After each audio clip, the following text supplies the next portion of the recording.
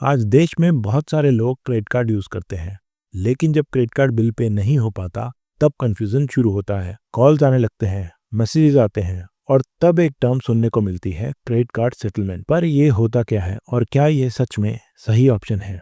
आज इसको सिंपल और क्लियर तरीके से समझते हैं। पहले प्रॉब्लम को समझो। क्रेडिट कार्ड यूज करना इजी होता है। आज खर्चा करो, बाद में पेमेंट। जब इनकम रेगुलर होती है तब तो कोई दिक्कत नहीं होती, पर जैसे ही इनकम डिस्टर्ब होती है, जॉब चेंज, बिजनेस लॉस या medical emergency, credit card dues बढ़ने लगते हैं। इंटरेस्ट चलता रहता है, लेट फीस लगती रहती है। मिनिमम अमाउंट देने के बाद भी टोटल आउटस्टैंडिंग कम नहीं होता।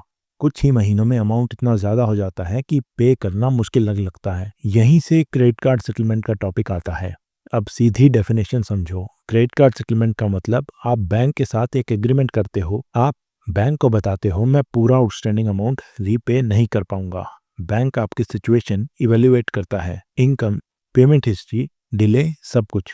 उसके बाद बैंक एक ऑफर देता है। अगर आप एक fix amount one time payment में दे देते हो तो बैंक बाकी अमाउंट वेव कर देता है। इसके बाद क्रेडिट कार्ड अकाउंट बंद हो जाता है, लेकिन स्टेटस होता है सेटल्ड, ना कि फुली पेड, मतलब पार्शियल पेमेंट। एक एग्जांपल लेते हैं। मान लो आपका टोटल क्रेडिट कार्ड बिल है 2 लाख। इंटरेस्ट और चार्जेस के साथ बैंक बोलता है 1,30,000 दे दो और एक बार में पे कर दो, बाकी 70,000 हम वेव कर देंगे। आप पेमेंट कर देते हो, अकाउंट सेटल हो जाता है।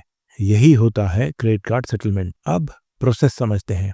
सेटलमेंट यूजुअली तब होता है जब आप 3 से 6 महीने तक पेमेंट नहीं कर पाते। इसके बाद बैंक रिकवरी प्रोसेस स्टार्ट करता है। कॉल्स आते हैं, ईमेल्स आते हैं, कभी कभी लीगल नोटिस भी मिलता है। इस स्टेज पर या तो आप सेटलमेंट रिक्वेस्ट करते हो या बैंक खुद ऑफर देता है। फिर नेगोशिएशन होती है, फाइनल अमाउंट डिसाइड होता है, पेमेंट टाइमलाइन सेट होती है। मोस्टली केसेस में सेटलमेंट अमाउंट लमसम होता है। ईएमआई ऑप्शन रेयर ही मिलती है। पेमेंट के बाद बैंक आपको सेटलमेंट लेटर देता है। अब सबसे इंपॉर्टेंट पार्ट, क्रेडिट स्कोर। जब आप सेटलमेंट करते हो तो सिविल रिपोर्ट में एंट्री होती है सेटल्ड। सिंपल मतलब आपने पूरा पैसा वापस नहीं किया।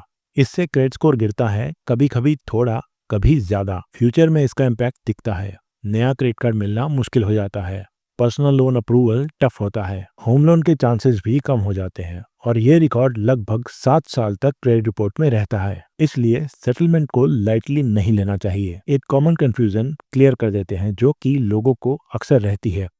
सेटलमेंट और रीस्ट्रक्चरिंग सेम चीज नहीं होती। रीस्ट्रक्चरिंग में बैंक ईएमआई कम करता है या टेन्योर बढ़ाता है, जहां आप फुल अमाउंट रीपे करते हो। इसका इम्पैक्ट क्रेडिट स्कोर पर कंपैरेटिवली कम होता है। वहीं सेटलमेंट में बैंक लॉस एक्सेप्ट करता है और क्रेडिट स्कोर पर नेगेटिव मार्क आता है। ये डिफरेंस समझना बहुत जरूरी है। तो अब बात करते हैं सेटलमेंट कब करनी चाहिए। जब इनकम आपकी अनस्टेबल हो, जब टोटल ड्यूज रियलिस्टिकली रीपे करना पॉसिबल ना हो, इसके अलावा जब लीगल एक्शन का रिस्क हो और जब कोई दूसरा ऑप्शन ना बचे, तब आपको सेटलमेंट के लिए कंसिडर करना चाहिए। तो ऐसे में सेटलमेंट लास्ट ऑप्शन है, कोई शॉर्टकट नहीं। इसके अलावा ये कुछ प्रैक्टिकल पॉइंट्स हैं जो आपको सेटलमेंट करते वक्त हमेशा याद रखने चाहिए। जब भी आप सेटलमेंट करते हैं, हमेशा सेटलमेंट ऑफर रिटर्न में लो। इसके अलावा ईमेल कंफर्मेशन भी बहुत जरूरी है। सिर्फ फोन कॉल्स पर भरोसा मत करो।